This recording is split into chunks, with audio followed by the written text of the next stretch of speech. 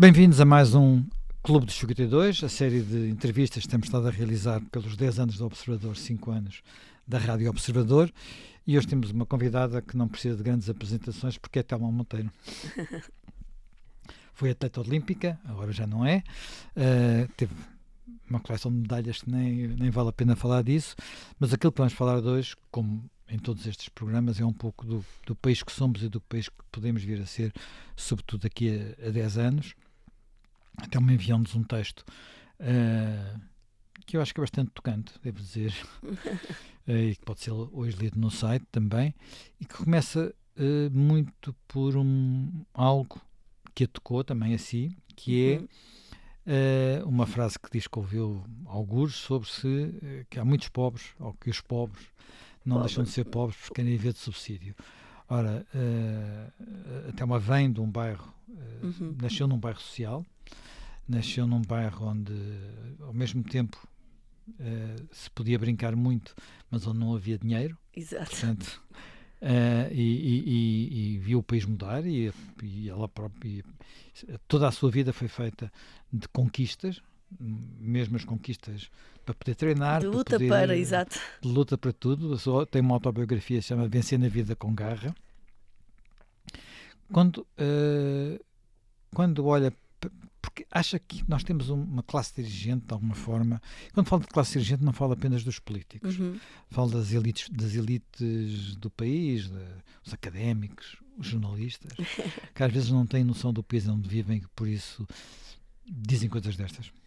Eu, por acaso, isso foi um comentário que eu li, um comentário de alguém sentado atrás num computador, num sofá, não sei, e eu fiquei a refletir sobre isso, porque eu acho que quando as pessoas não têm muito contacto com essa realidade, com a realidade onde não existem muitas oportunidades, a realidade em que as pessoas só vêm de fora, que as pessoas são subsidiadas, não têm tanta empatia, não têm tanta sensibilidade, e as decisões que são tomadas ou a forma como essa realidade é interpretada, muitas vezes, lá está, não é da forma mais justa. E eu talvez tenha essa perspectiva, por lá está, cresci num bairro social, e como eu referi, eu via realmente pessoas por algum motivo ou já desistiram de lutar e que se resignam à situação em questão, mas a maior parte das pessoas tem 2 trabalhos, quer continuar a trabalhar, quer procurar uma solução melhor para a sua vida, para a sua família, e simplesmente às vezes não existem oportunidades. É difícil, eu digo sempre, acho que só quem está lá é que tem a real percepção do que é querer uma saída diferente e não ver, nem sequer ver uma saída diferente, não conseguir entender como é que as coisas se vão proporcionar de outra forma. Mas vamos lá ver, todos, mesmo nos bairros sociais, podem ir à escola. Neste momento podem ir até o 12º ano. Às vezes há dificuldade do salto para a universidade, sem dúvida, até porque muitas vezes é necessário, no orçamento familiar pode ser necessário mais um ordenado, mas ao mesmo tempo também nós temos noção, e até uma vez posso ajudar nisso, porque era suposto que a escola funcionasse como um elevador social. Portanto, a escola, quem passasse por lá, há uma coisa que diz aqui que é: nós partimos de trás.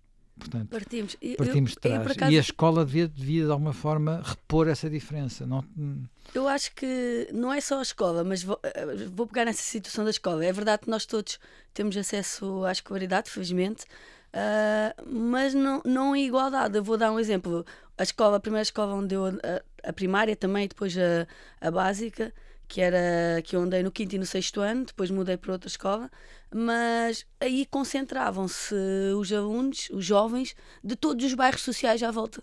Portanto, quando nós íamos para a escola, não é bem a mesma coisa que estarmos a contactar com outras realidades, que estar a contactar com pessoas com outras realidades sociais, de outros estratos sociais, ou com mais cultura, ou com mais desenvolvimento, que nos dê a oportunidade de ter uma perspectiva de vida diferente. Ou seja, éramos todos miúdos de bairros, a maior parte de nós todos de bairros, com dificuldades sociais, com dificuldades às vezes familiares, às vezes não, muitas vezes familiares estruturais, inseridos no mesmo meio, portanto, e depois estarmos na escola não significa que temos facilidade em comprar os livros, não significa, como eu disse, que cheguemos a casa e que temos alguém que nos consiga ensinar ou ajudar a fazer os trabalhos de casa, portanto, todos temos acesso à escola, mas não temos depois toda uma estrutura que nos ajuda a evoluir.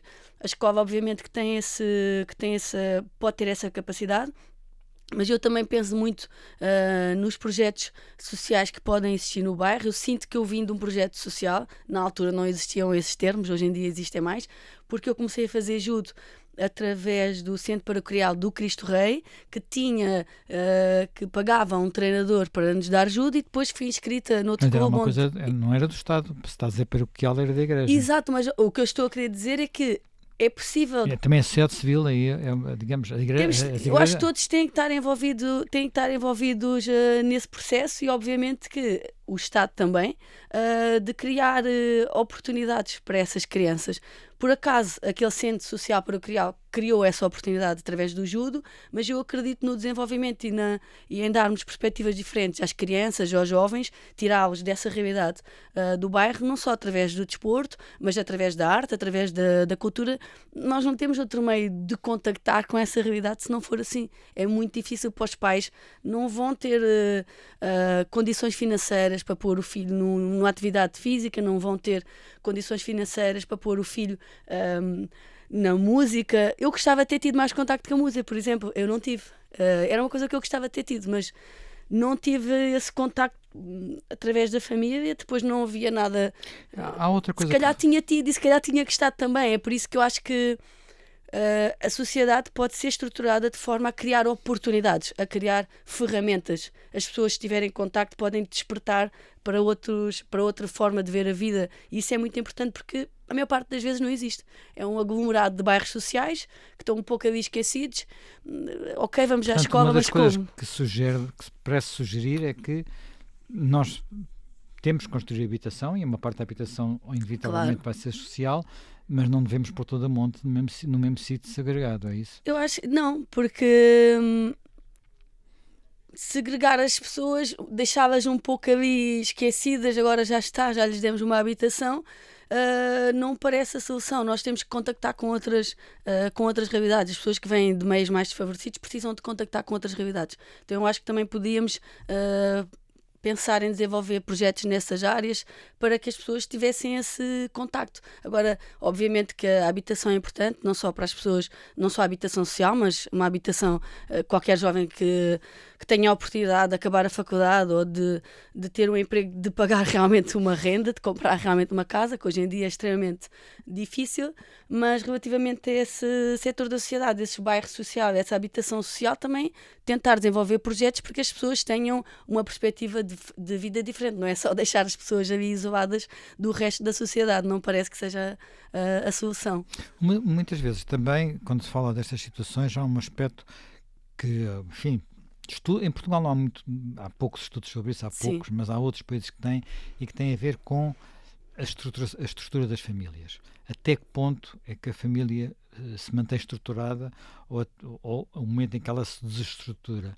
E, portanto, isso não é apenas uma questão de dinheiro, é muitas vezes uma questão também social, não é? Portanto, ou cultural, se preferir. Portanto, qual é a sua percepção? Portanto, no seu caso, eu sei que, por exemplo, acompanhou imenso a sua mãe, foi fundamental. Eu recordo-me do que contava quando vinha para Lisboa. Como é que este papel ocorre? Porque as pessoas também precisam de exemplos, não é? Acha que, por exemplo, que a Telma funciona como exemplo? Quer dizer, funciona como exemplo, porque o exemplo, no seu caso, não é só porque foi boa judoca, é porque foi boa judoca, mas também é dona da universidade. Não, sim. O que nem sempre foi fácil, como sabemos. Eu acho que é muito importante haverem referências.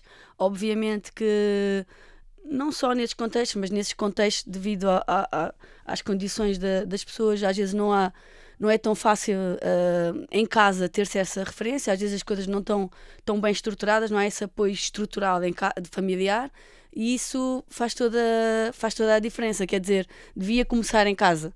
Obviamente devia começar em casa, mas lá está. Também temos de ser sensíveis para isso, que às vezes a criança não tem essa referência em casa. No meu caso, eu acho que acaba por ser uma referência, um exemplo, porque eu vim de um meio mais desfavorecido, através do judo tive o contato com outra realidade. Eu, por acaso, sempre quis, de alguma forma, fazer a faculdade, mas depois contactar com outras realidades no judo, com pessoas que vinham do estrato social muito mais elevado do que o meu, que vinham de colégios privados, tinham um estrato social completamente diferente, queriam estudar medicina. Isso também é um despertar para outra realidade, que eu acho que é muito importante. E apesar de que eu já queria ser uma pessoa licenciada, tinha esse objetivo, também não é fácil, porque mesmo quando a pessoa quer, estamos a falar de jovens que às vezes, ok, vão acabar o 12º ano, vão para a faculdade, vão para a universidade, se calhar veem as dificuldades em casa, a primeira coisa que pensam é ir trabalhar para ajudar em casa, ir trabalhar para ter a sua independência, e depois cria-se ali um ciclo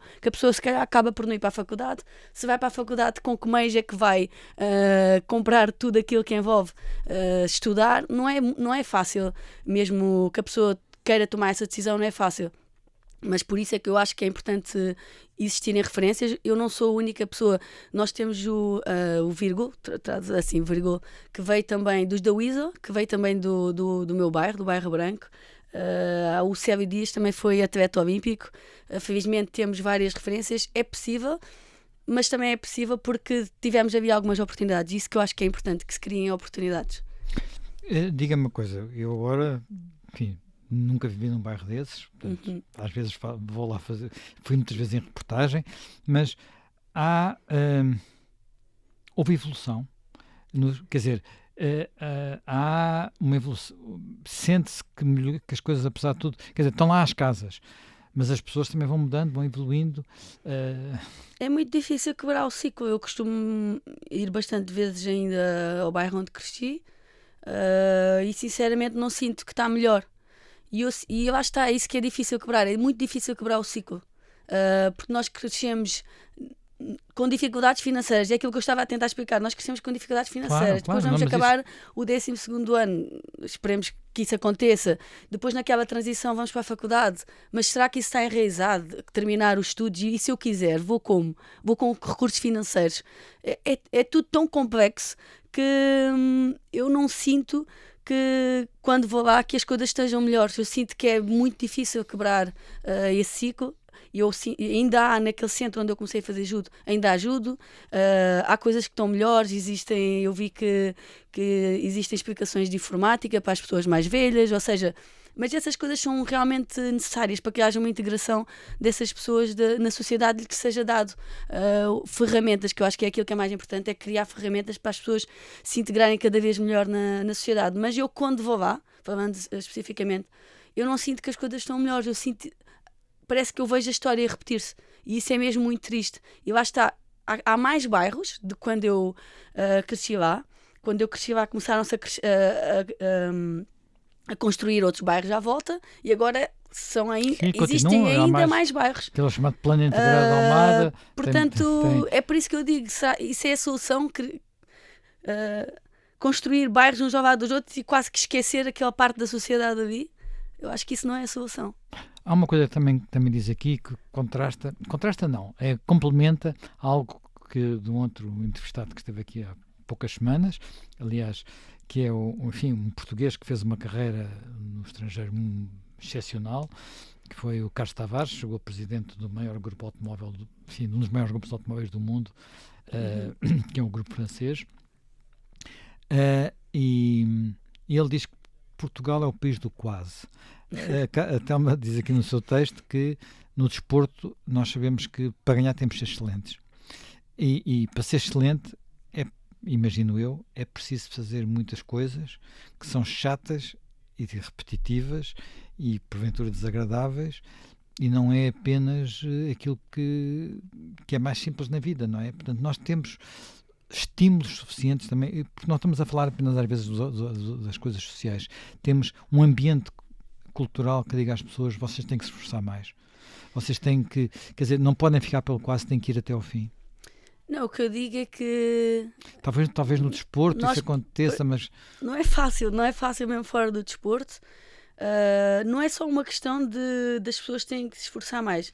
O que eu costumo dizer é que nós, para sermos excelentes, temos que pensar com excelência. Imaginar as coisas, como é que as coisas podem funcionar no seu melhor. A pessoa isolada não faz isso. Uma pessoa isolada não consegue fazer isso. Mesmo no desporto, às vezes mesmo em modalidades individuais, se tivermos os recursos, é mais fácil, a partir de um determinado patamar, fazer isso. Mas seja no desporto ou seja na vida, as coisas têm que ser feitas... No seu caso concreto, é um desporto individual, mas... Eu treino com muita gente, mas eu penso sempre que o desporto é o reflexo da vida. E nós, para sermos excelentes, temos que pensar com excelência, mas estamos inseridos num sistema, numa sociedade, e é preciso que haja... que todos pensem da mesma forma. Esse é que é o desafio, que todas as pessoas sigam uma forma de pensar e de agir em que o objetivo é atingir a excelência, no sentido em que as coisas funcionem de uma forma eficiente e eficaz e que estejamos todos englobados nessa excelência, nessa eficácia. E eu penso nisso no desporto, como penso nisso na sociedade. Quando nós pensamos em evoluir enquanto sociedade e enquanto país, temos que pensar em trazer toda a gente connosco nessa bagagem. Quando treinava e estudava ao mesmo tempo, isso eram quantas horas por dia? Eram cerca de 4 horas. Nos anos em que treinava e estudava, treinava a mesma quantidade de horas, ajustava-me entre as pausas das aulas que tinha, e só treinava e só estudava. Era uma questão de organização e de prioridades que eu tinha na altura em que treinava e na altura em que estudava. Ao mesmo tempo, simultâneo. Mas somado dava muitas horas. Não, era o dia todo, treinava e estudava, era o dia todo. Eu lembro-me de acordar e ficar chateada porque ainda via as estrelas. Acordava e dizia sempre, porque é que eu ainda tenho que ver, porque é que eu ainda é de noite quando eu acordo, e chegava à casa e de noite. Outra vez, não é? Obviamente que quando queremos atingir um determinado patamar é preciso muita disciplina, é preciso sabermos bem aquilo que são os nossos objetivos, traçar as nossas prioridades. Não dá para fazer tudo. E se queremos fazer uma ou duas coisas muito bem, temos que ter prioridades, senão vamos fazer tudo mais ou menos. Portanto, e quando falamos disso, quer dizer, porque no seu caso nunca ficou pelo quase, portanto tentou sempre ir ao máximo, não é? Por vezes até demais, sim. Exageradamente. O que é que quer dizer com isso?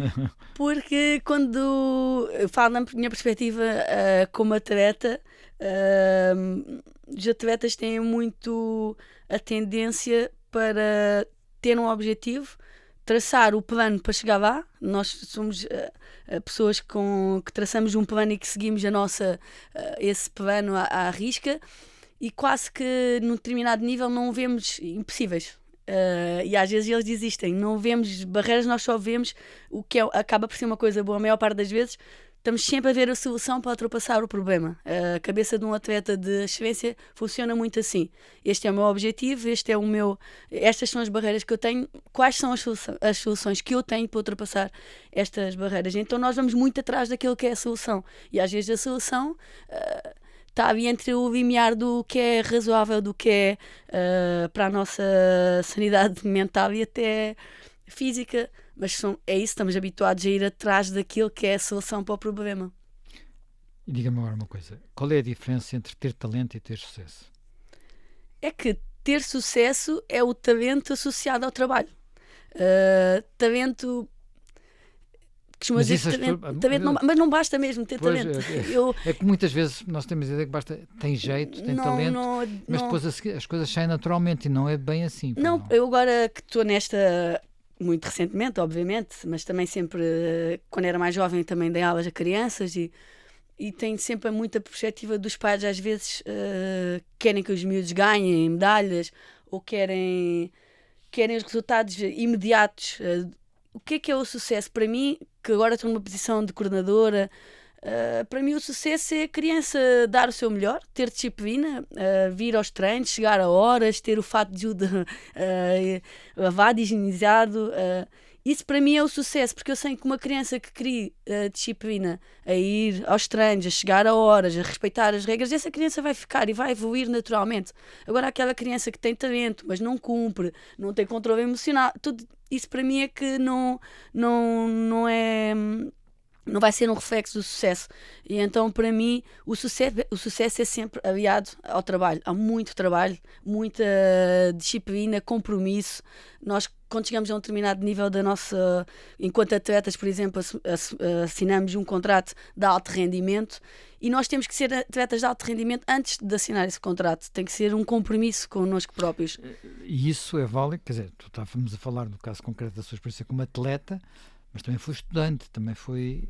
Isso é válido para tudo. Eu acho que quando nós não damos... eu digo às vezes aos miúdos, quando tu não dás o teu melhor, tu estás a falhar com tudo, contigo. Acima de tudo, estás a falhar contigo. Mais do que com a estrutura que estás inserido, com os colegas, com o clube, com os treinadores, com os pais. Eu quero que eles percebam que eles estão a falhar com eles próprios. Quando nós não damos o nosso melhor, nós estamos a boicotar-nos às vezes. E dar o nosso melhor, muitas vezes exige fazer muitas vezes coisas chatas. Muitas vezes.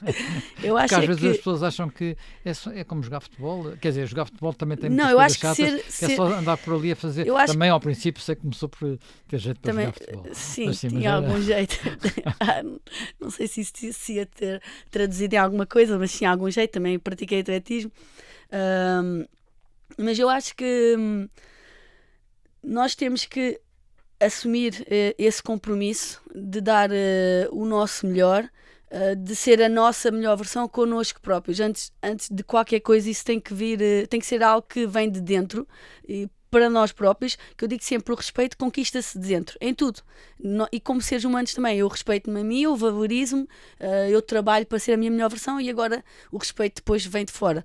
Primeiro o nosso respeito connosco próprios, e mesmo em termos de estrutura, primeiro respeito dentro da estrutura, e depois o respeito é uma coisa que se conquista. Eu acho que isso às vezes é difícil das pessoas compreenderem, e existe sim muitos sacrifícios. Agora, todos os sacrifícios e as coisas chatas que fazemos, tem que haver um equilíbrio, ou seja, aquilo que eu faço tem que me dar mais prazer, nem que seja um bocadinho mais prazer, do que o sentimento de sacrifício e de estar a fazer algo que me chateia, que me aborrece. Mas é sempre melhor do que estar sentado a ver o Netflix ou a jogar no computador. Não, isso ou no telemóvel.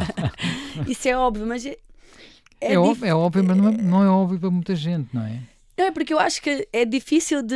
Como é que se rompe essas pessoas que ficam satisfeitas? Não vale a pena romantizar a situação e dizer que é fácil. Não é. Eu acho que é difícil para quem não pratica atividade física, quem nunca criou esse hábito de criar. Mas é um difícil que se ultrapassa. Ou seja, eu acho que é difícil no início de criar rotinas, de criar uma determinada disciplina, mas a partir do momento em que se rompe esse hábito de ficar sentado e de não fazer nada, as coisas organizam-se dessa forma, de maneira natural. Quando me perguntam, quando me falam comigo, às vezes os meus amigos, eu não consigo ir treinar, eu não sei, porque eu digo que amanhã vou e depois não sei a que horas é que vou, eu digo sempre, cria uma hora, cria uma rotina, a que horas vais? É depois do almoço, é antes do almoço, é durante o almoço, mas irem sempre à mesma hora, criarem sempre uma rotina, que o nosso corpo habitua-se, a nossa mente habitua-se, e depois isso cria uma certa disciplina. Mas é verdade que ao princípio é chato, é verdade que nem sempre vai apetecer. Eu agora também, já não sendo atleta de alto rendimento, continuo a treinar todos os dias de manhã. Às vezes não apetece, mas quando não me apetece, eu penso sempre ao contrário, eu vou hoje, porque hoje eu vou quebrar não vou deixar que se instale em mim essa sensação de ceder à preguiça, então eu vou. Portanto, nós criarmos já algumas ferramentas mentais de lidar com isso. Mas não vale a pena romantizar. Quebrar hábitos não saudáveis não é fácil. Tem que exige alguma resiliência, alguma perseverança. Mas isso, lá está, é um compromisso que cada um tem que ter consigo mesmo. Bem, nós já passamos até quase do tempo, mas eu tenho que lhe fazer esta pergunta, que é, olhando para o futuro, olhando para Portugal daqui a 10 anos, consegue ver uma evolução? Não é para ter apenas mais temas monteiros, é para termos um país onde o destino das pessoas do bairro Branco não seja muitas vezes ficar noutro bairro branco. Eu sou uma otimista, não sei, por defeito. Eu acredito que nós podemos estar daqui a 10 anos. Eu vejo evolução no país, vejo algum retrocesso na forma como nós lidamos com a diferença, com a diversidade, e isso deixa-me triste, mas quero acreditar que vamos ultrapassar este momento. Não reconheço Portugal nesta versão pouco empática, pouco acolhedora das pessoas que vemos como diferentes, da diversidade que agora que nos abraça, que faz parte da nossa sociedade. Quero acreditar que vamos juntos ultrapassar esta barreira social e, sinceramente, temos tudo para que daqui a 10 anos tenhamos evoluído em todos os setores da nossa vida. Nós não temos o porquê não isso não acontecer. Acho que nós temos todas as capacidades para que isso aconteça e acredito que vai acontecer, mas também parte um bocadinho disso. Nós temos que ser mais empáticos e aceitar melhor a diversidade e perceber como é que podemos integrar essa diversidade na nossa sociedade em vez de pensar só nisso como um problema. Muito obrigado, Carmen Monteiro.